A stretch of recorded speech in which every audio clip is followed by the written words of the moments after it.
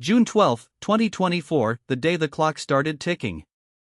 Let me tell you about June 12. On the surface, it was just another day in a world that's become numb to crisis, another round of sanctions, another stern warning from Washington, another carefully worded statement from Moscow that the Western press dismissed as bluster. But if you know where to look, June 12 wasn't just another news cycle. It was the day the countdown began. I've been tracking these kinds of moments for over 30 years, first as an analyst at the State Department, later as a consultant for NATO and private intelligence firms, and now as someone who writes and speaks because I've seen too many people in power ignore the warnings until it's too late. And what I saw on June 12 wasn't just another escalation. It was the kind of move that, in hindsight, historians will point to as the moment when things went from bad to irreversible. The official story? Simple. The US and its allies announced a new package of military aid to Ukraine, including long-range ATACMS missiles capable of striking deep into Russian territory. The White House framed it as a necessary step to defend democracy and deter further aggression. NATO Secretary General Jens Stoltenberg called it a measured and proportionate response. The media dutifully reported it as another chapter in the West's unwavering support for Kyiv. Business as usual. But here's the problem with that: it's not just incomplete. It's dangerously misleading. Because what they didn't tell you is that the same day, Russian forces conducted a large-scale nuclear readiness drill in the southern military district, something they haven't done since the early days of the war.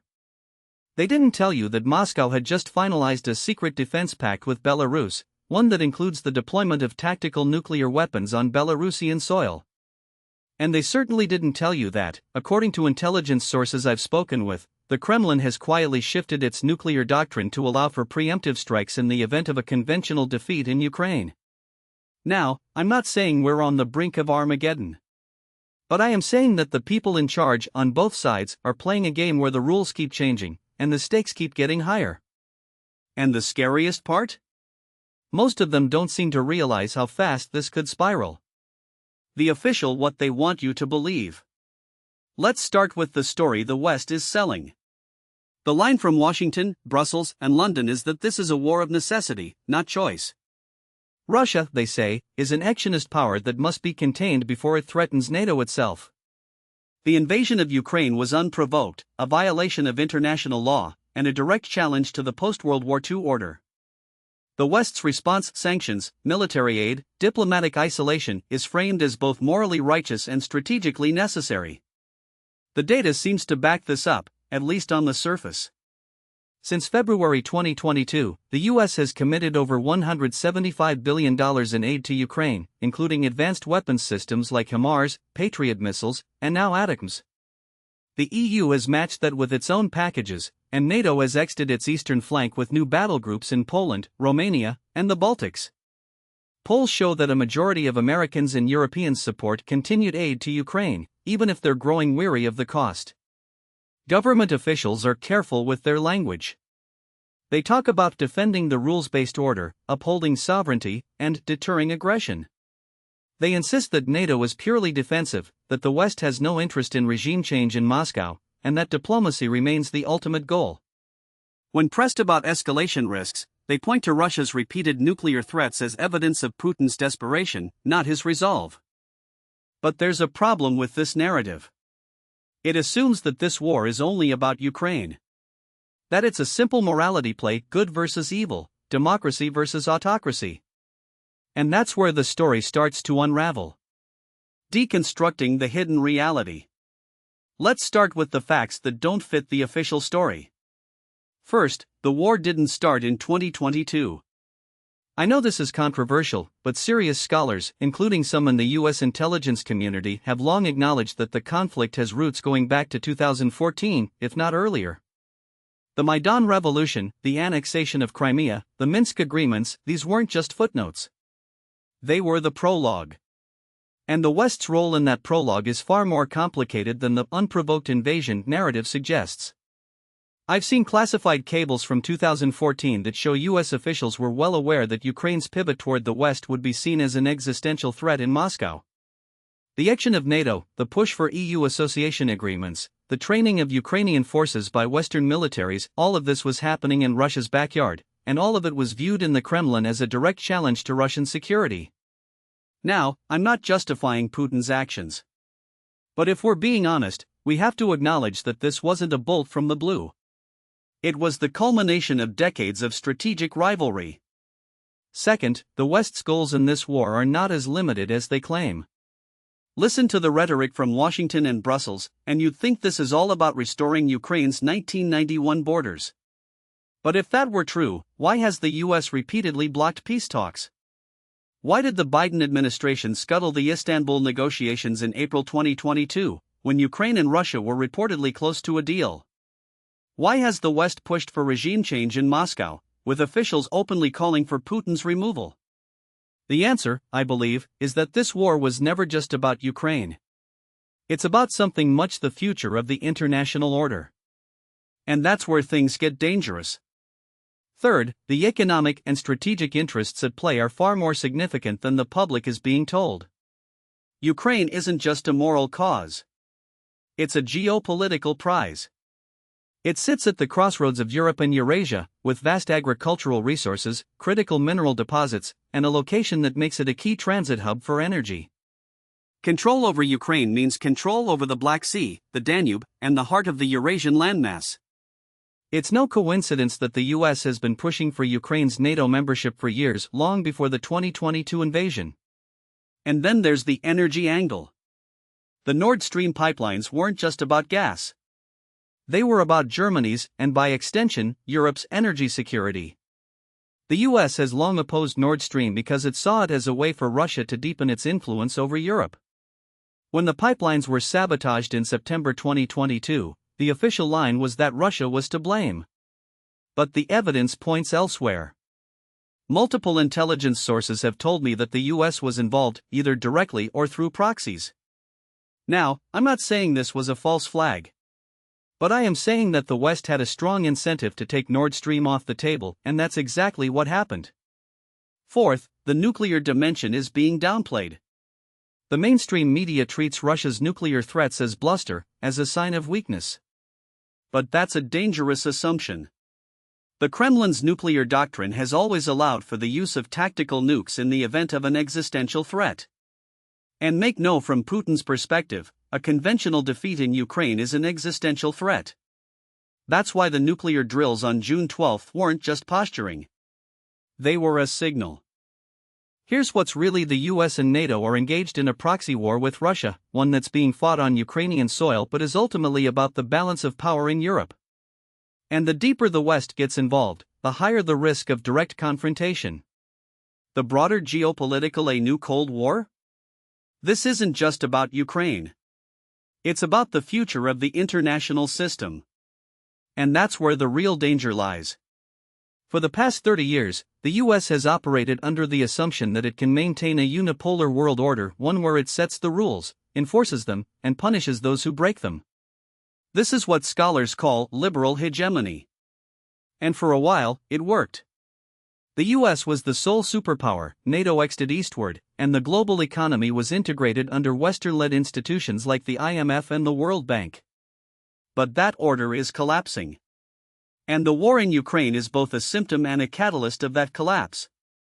From Moscow's point of view, this war is about survival. Not just Ukraine's survival as an independent state, but Russia's survival as a great power. Putin has made it clear that he sees NATO action as an existential threat.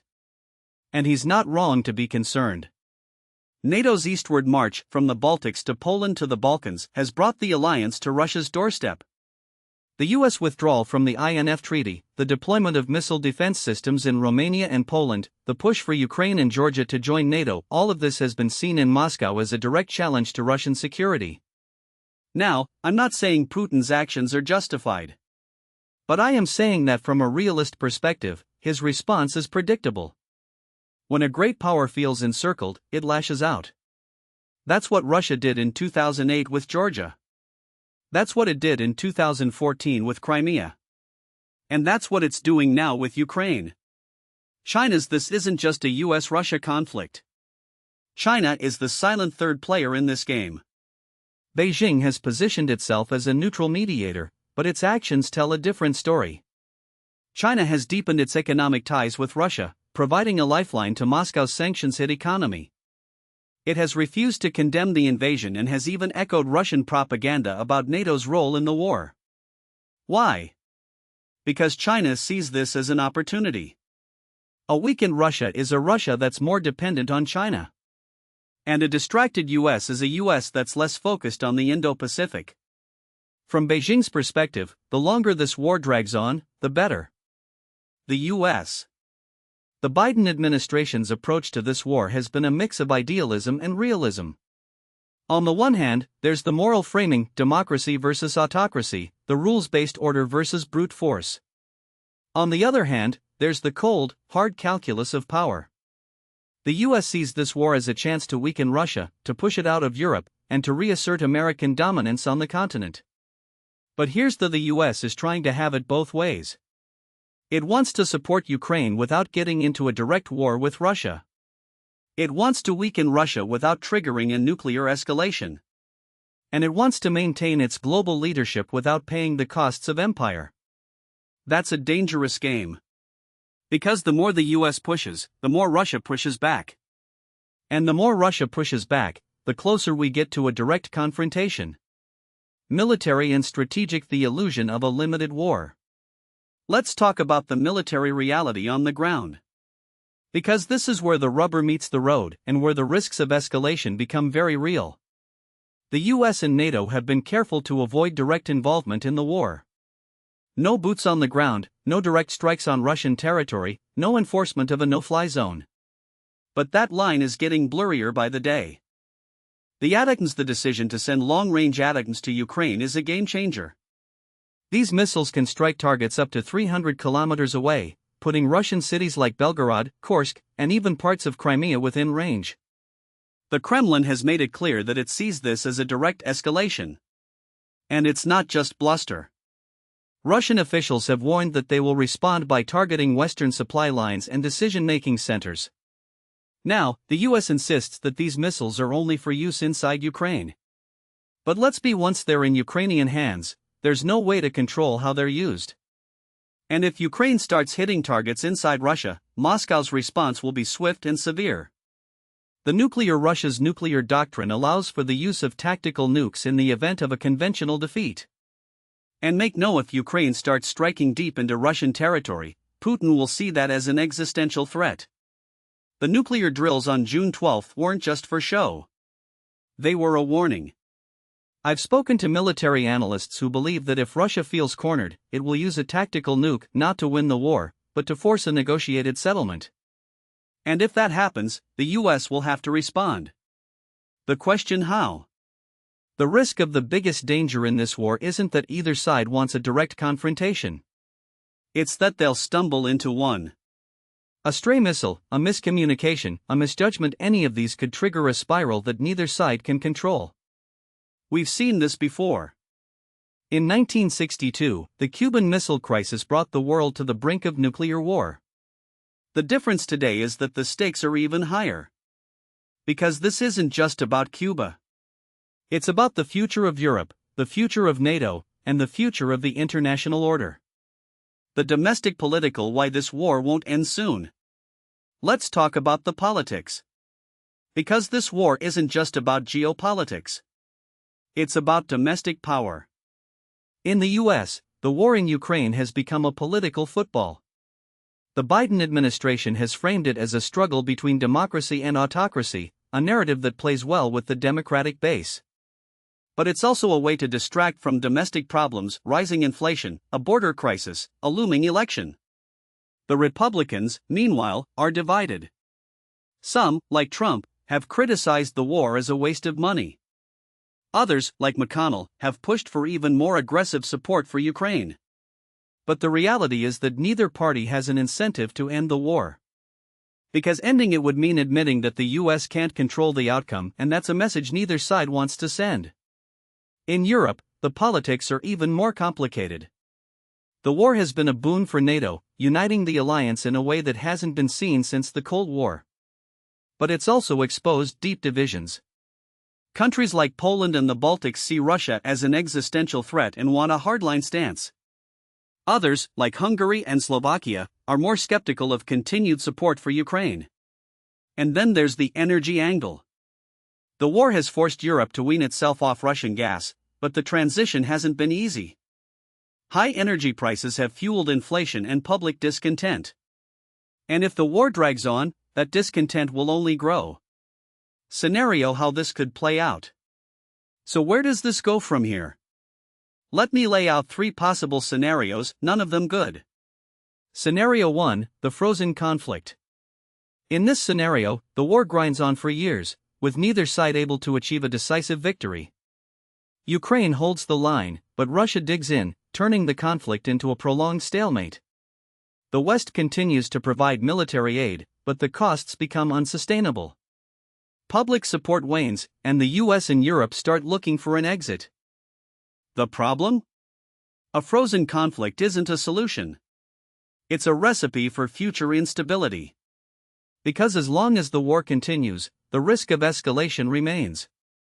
And the longer it drags on, the harder it becomes to find a diplomatic off-ramp.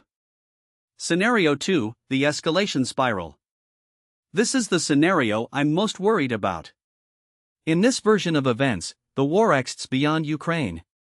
Maybe Ukraine uses atoms to strike deep into Russia. Maybe Russia responds by targeting Western supply lines. Maybe a NATO member gets drawn in, either accidentally or deliberately. The result? A direct confrontation between NATO and Russia. And once that happens, the escalation ladder becomes very short. Because if Russia feels it's losing, it will use tactical nukes. And if that happens, the US will have to respond. And then we're in uncharted territory. Scenario 3, the grand bargain. This is the best-case scenario, but it's also the least likely. In this version of events, the US and Russia reach a negotiated settlement, one that freezes the conflict, restores some semblance of stability, and avoids a direct NATO-Russia war. The problem? Neither side has an incentive to compromise. The US wants to weaken Russia. Russia wants to secure its sphere of influence. And Ukraine? It's caught in the middle, with no good options. The grand strategy why the US keeps losing. Let's out for a moment. Because this war isn't just about Ukraine. It's about the broader failure of American grand strategy. For the past 30 years, the US has operated under the assumption that it can maintain a unipolar world order, one where it sets the rules, enforces them, and punishes those who break them. This is what scholars call liberal hegemony. And for a while, it worked. The US was the sole superpower, NATO exited eastward, and the global economy was integrated under Western-led institutions. But that order is collapsing. And the war in Ukraine is both a symptom and a catalyst of that collapse. The problem is that the US keeps making the same mistakes. It overestimates its own power. It underestimates its adversaries. And it assumes that the rest of the world will follow its lead. We saw this in Iraq. We saw it in Afghanistan. We saw it in Libya. And now we're seeing it in Ukraine. The US keeps trying to reshape the world in its image. But the world doesn't want to be reshaped. And the more the US pushes, the more resistance it faces. What should we do instead? So what's the alternative? How do we avoid a catastrophic escalation? First, we need to accept that the US can't control the outcome of this war. Ukraine is a sovereign country, and its future should be decided by Ukrainians, not by Washington, not by Moscow, and not by Brussels. Second, we need to push for diplomacy. The only way this war ends is through negotiation. Now, what most people don't realize is that the push for diplomacy isn't just about saving lives in Ukraine, it's about preventing a military confrontation that could reshape the global order in ways we haven't seen since the Cuban Missile Crisis. The problem is that the incentives for escalation are baked into the system. Let me explain why this matters. The US has spent the last 2 decades preparing for a war it doesn't want to fight. NATO's eastern flank has been reinforced with rotational deployments, pre-positioned equipment, and exited command structures. The Pentagon's 2022 National Defense Strategy explicitly identifies Russia as an acute threat, and the 2023 NATO Vilnius summit declared that Ukraine's future lies within the alliance. Meanwhile, Russia has spent the same period adapting its military doctrine to reflect what it calls a multipolar world, where great powers carve out spheres of influence. The 2021 Russian national security strategy describes NATO action as an existential threat, and the 2022 mobilization decree framed the war in Ukraine as a defensive struggle against Western encroachment. Here's the uncomfortable: both sides are operating under assumptions that make de-escalation nearly impossible. The US believes it can bleed Russia dry without triggering a wider war, while Russia believes it can outlast Western support for Ukraine. Neither side has a clear off-ramp because neither side has defined what victory looks like. For the US, victory is a Russia so weakened that it can no longer threaten its neighbors. For Russia, victory is a Ukraine that is either neutralized or partitioned. Neither outcome is achievable without risking direct conflict. Let's talk about the military implications. The war in Ukraine has already become a testing ground for next-generation warfare. We've seen the first large-scale use of hypersonic missiles, the first major drone swarm attacks, and the first sustained electronic warfare campaigns that have disrupted GPS and communications across Eastern Europe. The US has provided Ukraine with HIMARS, ATACMS, and now F-16 systems that were once considered too escalatory to transfer. Russia, in turn, has deployed tactical nuclear weapons to Belarus and conducted nuclear drills in the Black Sea. What's missing from most analyses is the recognition that this war is no longer just about territory. It's about the future of warfare itself. The US is using Ukraine to test its integrated deterrence strategy, which relies on long-range precision strikes, cyber operations, and economic coercion to wear down adversaries without committing large numbers of troops. Russia, meanwhile, is demonstrating that a determined adversary can absorb punishment and adapt, using mass mobilization, sanctions evasion, and asymmetric tactics to sustain a protracted conflict. Now, consider the broader geopolitical context. The war in Ukraine has accelerated the fragmentation of the global economy. The US and its allies have imposed unprecedented sanctions on Russia, but the result hasn't been the collapse of the Russian economy, it's been the acceleration of a parallel financial system. The BRICS bloc, led by China and India, has exited to include Egypt, Ethiopia, Iran, Saudi Arabia, and the UAE. The yuan is now the most traded currency in Russia, and the share of global trade settled in dollars has fallen to its lowest level in decades. The US has weaponized the dollar, and the rest of the world is taking notes. This is where the real danger lies. The US has assumed that its economic and military dominance is unassailable, but the war in Ukraine has exposed the limits of that dominance. Russia has survived sanctions. China has deepened its partnership with Moscow. And the global South has refused to take sides, instead pursuing its own interests. The US can't afford to lose in Ukraine, but it also can't afford to win in a way that triggers a direct confrontation with Russia. That's the paradox at the heart of this conflict. So what happens next? The most likely scenario is a prolonged stalemate, where neither side can achieve a decisive victory but neither side is willing to negotiate. The risk is that this stalemate becomes a new normal, where the war grinds on for years, draining resources, destabilizing Europe, and creating a permanent crisis on NATO's eastern border. The alternative, a negotiated settlement, requires both sides to make painful concessions. The US would have to accept that Ukraine won't join NATO anytime soon. Russia would have to accept that Ukraine won't be partitioned or neutralized. And Ukraine would have to accept that its territorial integrity may never be fully restored. The question is whether any of these outcomes is preferable to a direct NATO-Russia war. Because that's where we're headed if we don't change course. The US has spent decades preparing for a war with Russia, but it hasn't spent nearly enough time thinking about how to avoid one. And that, more than anything else, is the real failure of American grand strategy. Now, what most people don't realize is that this stalemate isn't just a military or economic problem, it's a domestic political time bomb for nearly every major player involved. And when I say domestic, I don't just mean in Kyiv or Moscow. I mean in Washington, Berlin, Paris, and even Beijing. Because wars don't just play out on battlefields, they play out in opinion polls, in parliamentary votes, in the quiet erosion of public trust. And right now, the domestic foundations of this conflict are far shakier than the establishment narratives would have you believe. Let me start with the United States, because that's where the most dangerous miscalculations are happening. The Biden administration has framed this war as an existential struggle between democracy and autocracy, a framing that worked brilliantly in 2022 when Ukrainian resistance was heroic and Russian advances were stalled. But here's the uncomfortable: American public opinion is not a static resource. It's a finite one, and it's being depleted. A Pew Research poll from March 2024 showed that only 31% of Americans now believe the U.S. is providing the right amount of support to Ukraine, down from 42% in early 2023. Among Republicans, that number drops to 17%. And this isn't just partisan posturing, it's a reflection of deeper fatigue. The U.S. has already committed over $175 billion in aid to Ukraine since February 2022, and while that's a rounding error in the Pentagon's budget, it's real money to voters who are struggling with inflation, student debt, and crumbling infrastructure.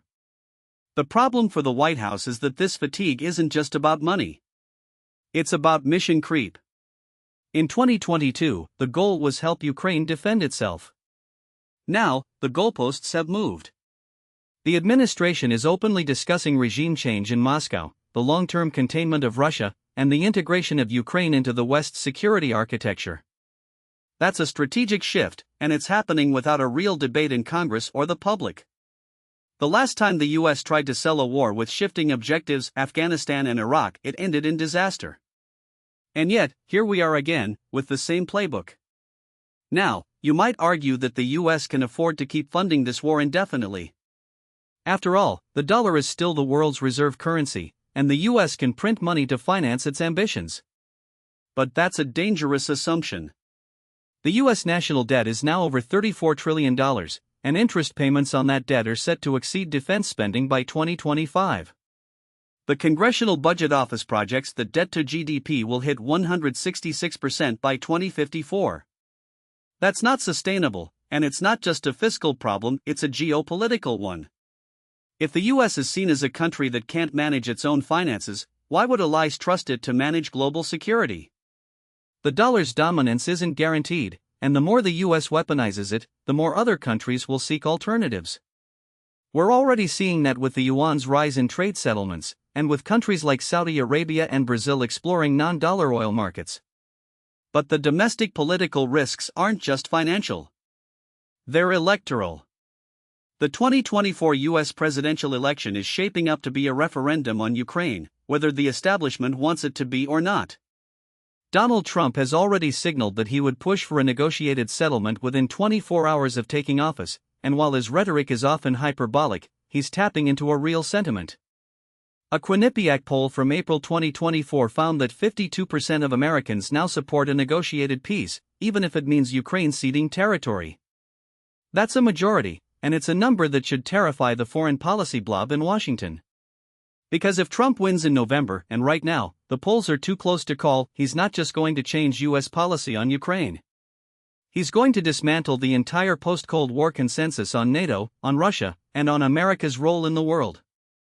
And that brings me to Europe, where the domestic political dynamics are even more volatile. The European Union has been the quiet backbone of the West's support for Ukraine, providing over €80 billion in aid since 2022. But that support is fracturing along old fault lines. In Germany, Chancellor Olaf Scholz is facing a rebellion within his own coalition over military aid to Ukraine. The far-right alternative for Germany is surging in the polls, and even the center-right Christian Democrats are questioning the wisdom of endless arms shipments. In France, Marine Le Pen's National Rally is now the most popular party, and she's made no secret of her desire to reset relations with Russia. In Hungary, Viktor Orbán has already blocked EU aid packages, and in Slovakia, Robert Fico, who won the 2023 election on a pro-Russia platform, has suspended military support to Ukraine entirely. The problem for Europe is that this isn't just about politics. It's about energy, about industry, about the very survival of the European project. The EU's decision to wean itself off Russian gas was always going to be painful, but no one anticipated just how painful. German industrial output is down 12% since 2021, and the country is now in a technical recession. French farmers are blockading Paris over fuel prices, and Italian small businesses are collapsing under the weight of high energy costs. The European Central Bank has raised interest rates to combat inflation, but that's only deepening the economic pain. And all of this is happening while the US is benefiting from a domestic energy boom, selling LNG to Europe at record prices. Here's the uncomfortable: Europe is not united on Ukraine. It's divided, and those divisions are only going to deepen as the war drags on. The EU's response to the 2014 annexation of Crimea was slow and half-hearted. Its response to the 2022 invasion was swift and decisive. But what happens when the war enters its third year, and the costs become unbearable? What happens when European voters start asking why their governments are sending billions to Kiev while their own economies are stagnating? The answer is that the political center will collapse, and the far right will rise. And if that happens, the entire transatlantic alliance could unravel. Now, let's talk about Russia, because while the West is focused on its own domestic problems, Putin is playing a much longer game. The Russian economy didn't collapse in 2022, and it's not going to collapse in 2024. In fact, the IMF projects that Russia's GDP will grow by 2.6% this year, outpacing the Eurozone. That's not because sanctions don't work, it's because Russia has adapted. It's rerouted its oil exports to China and India, it's built a parallel financial system, and it's mobilized its defense industry. The Russian military is now producing more artillery shells than the US and Europe combined. And while the quality of those shells may be questionable, quantity has a quality all its own. But here's the: Putin's domestic position is far more fragile than it appears. The 2022 mobilization was deeply unpopular, and while the Russian public has largely accepted the war, that acceptance is conditional. If the war drags on with no end in sight, if Russian casualties continue to mount, and if the economy starts to stagnate, that support could evaporate. The Russian elite is already fracturing. We saw that in June 2023 with Prigozhin's mutiny, and while that was quickly suppressed, it exposed deep divisions within the security apparatus. The FSB, the GRU, and the Ministry of Defense are all jockeying for influence, and Putin's grip on power is not as absolute as it seems. The real risk for Russia is that Putin has bet everything on a victory in Ukraine, and if that victory doesn't materialize, his regime could face a legitimacy crisis. That's why he's escalating now, because he can't afford to lose, and he can't afford to negotiate. The strikes on Ukrainian energy infrastructure, the attacks on NATO supply lines, the nuclear saber rattling, these aren't just tactical moves. They're signs of desperation. Putin is trying to force a decision before his domestic position weakens. And that makes him dangerous, because a cornered animal is the most unpredictable. So where does this leave us? The most likely scenario is that the war grinds on through 2024, with neither side able to achieve a decisive breakthrough. The US will keep funding Ukraine, but at a reduced level, and Europe will fracture along north-south and east-west lines. Russia will continue to escalate, but it won't risk a direct confrontation with NATO. And Ukraine? Ukraine will keep fighting, but it will do so with diminishing resources and dwindling international support. The real wild card is the US election. If Trump wins, we could see a rapid de-escalation, with the US pushing for a negotiated settlement that leaves Ukraine in a weakened state. If Biden wins, the war will continue, but with less enthusiasm and more political resistance. Either way, the status quo is unsustainable. The longer this war drags on, the more it will reshape the global order, not just in Europe, but in Asia, in the Middle East, and in the global South. And that's the part that keeps me up at night. Because this isn't just a war about Ukraine. It's a war about the future of the international system. And right now, that system is unraveling faster than anyone in Washington or Brussels is willing to admit. Now, what most people don't realize is that we're not just witnessing a regional conflict, we're watching the death throes of the post-Cold War order, and no one in power seems willing to admit how fragile the alternatives really are. The establishment narrative in Washington and Brussels still clings to the idea that this is a contest between democracy and autocracy, a Manichaean struggle where the West must simply outlast Russia through economic pressure and military aid. But that's a fantasy. The reality is that the international system is fracturing along lines we haven't seen since 1945, and the choices we make in the next 12 to 18 months will determine whether we get a new Cold War or something far messier. Let me explain why this matters. The last time the world faced a systemic crisis of this magnitude was in the 1930s, when the collapse of the gold standard, the rise of revisionist powers, and the failure of collective security led to a global conflagration. We're not there yet, but the parallels are unsettling. Today, the dollar's dominance is being challenged not just by Russia and China, but by the global South's quiet abandonment of Western financial instruments. In 2022, the share of global trade settled in yuan surpassed the euro for the first time. In 2023, BRICS exited to include Saudi Arabia, Iran, Ethiopia, and Egypt, none of whom are paragons of liberal democracy, but all of whom are hedging their bets against U.S. hegemony. And then there's the weaponization of sanctions, which has accelerated the search for alternatives. The more the West tightens the noose, the faster the rest of the world builds escape hatches. Here's the uncomfortable: the West's grand strategy for this war is built on three flawed assumptions. First, that Russia can be economically strangled into submission. Second, that Ukraine can be rebuilt as a Western-aligned democracy without a long-term security guarantee. And third, that China will remain a passive observer. None of these hold up under scrutiny. Take the first assumption. The idea that sanctions would collapse the Russian economy was always a mirage. Yes, the initial shock in 2022 was severe. GDP contracted by 2.1%, the ruble crashed, and capital flight hit $250 billion. But by 2023, Russia's economy had stabilized, growing at 3.6% while Europe stagnated. How? Because Moscow adapted.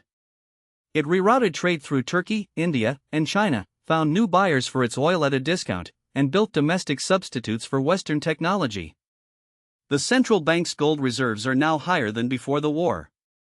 And most critically, Russia's military-industrial complex is operating at full capacity, producing more artillery shells than the US and Europe combined. Sanctions didn't break Russia, they forced it to become more self-sufficient, and in the process, they accelerated the decline of Western economic leverage. The second assumption, that Ukraine can be a Western success story, is even more dangerous. The Biden administration's strategy hinges on the idea that Ukraine can win a decisive victory, join NATO, and become a bulwark against Russian action. But this ignores two brutal realities. First, Ukraine's demographic collapse. The country has lost at least 70,000 soldiers killed in action, with estimates of total military and civilian deaths exceeding 300,000. The working-age population has shrunk by 15% since 2022. Even if Ukraine wins, it will be a hollowed-out state, dependent on Western aid for decades. Second, NATO membership is a non-starter. No European country wants to trigger Article 5 over a border dispute in Donbass. The best Ukraine can hope for is a security guarantee akin to Israel's permanent arms shipments, but no formal alliance. That's not a victory. That's a perpetual client state. And then there's China. The third assumption, that Beijing will stay out of this, is the most naive of all. China has already positioned itself as the indispensable mediator, hosting peace talks in April 2023 and pushing a 12-point plan that, while vague, signals its intent to shape the post-war order. But here's what Washington refuses to: China doesn't want a Russian defeat. It wants a weakened Russia that's dependent on Beijing, not a collapsed Russia that destabilizes Central Asia and emboldens separatist movements in Xinjiang. That's why China has walked a tightrope, condemning the war in public while quietly supplying Russia with dual-use technology, from semiconductors to drones. If the US keeps pushing for a total Russian surrender, China will have no choice but to escalate its support. And that's when this war stops being about Ukraine and starts being about Taiwan. So what are the alternatives? The first is the path of least muddling through. The US and Europe continue funding Ukraine at a reduced level, Russia keeps grinding away in the east, and the war becomes a frozen conflict, like Korea or Cyprus. This is the most likely outcome, but it's also the most dangerous, because it guarantees a permanent state of tension in Europe, with no clear resolution. The second option is a negotiated settlement, but the terms would be ugly. Ukraine would have to accept territorial losses, Russia would demand security guarantees, and the West would have to concede that NATO action is off the table. The problem is that neither side is ready to make those concessions. Zelensky can't sell a deal that cedes territory to his people, and Putin can't sell a deal that leaves Ukraine in NATO's orbit. The third option is escalation, either through a Ukrainian offensive that breaks Russian lines or a Russian strike on NATO supply hubs in Poland or Romania. This is the scenario that keeps me up at night, because it's the one that could spiral out of control fastest. Let me be, none of these outcomes are good. But the worst mistake we could make is pretending that time is on our side. The longer this war drags on, the more it erodes the foundations of the international system. The dollar's dominance, NATO's cohesion, the West's moral authority, all of these are being chipped away, one artillery shell at a time. And the scariest part? We're not even at the halfway point yet. I've spent my career studying how great powers decline, and the pattern is always the same. They overreach, they double down on failing strategies, and they refuse to adapt until it's too late. The Soviet Union in Afghanistan. The US in Vietnam. The British Empire in Suez. Today, the West is making the same mistakes. We're treating this war as a moral crusade, not a geopolitical contest, and in doing so, we're ignoring the one rule that has governed international relations since: the strong do what they can, and the weak suffer what they must. The question isn't whether this war will reshape the world. It already has. The question is whether we'll have the humility to recognize that the old order is gone and the wisdom to build something new before it's too late. Because if we don't, the next crisis won't be in Ukraine. It'll be in the Taiwan Strait, or the South China Sea, or the Arctic. And by then, it'll be too late to ask for a do-over.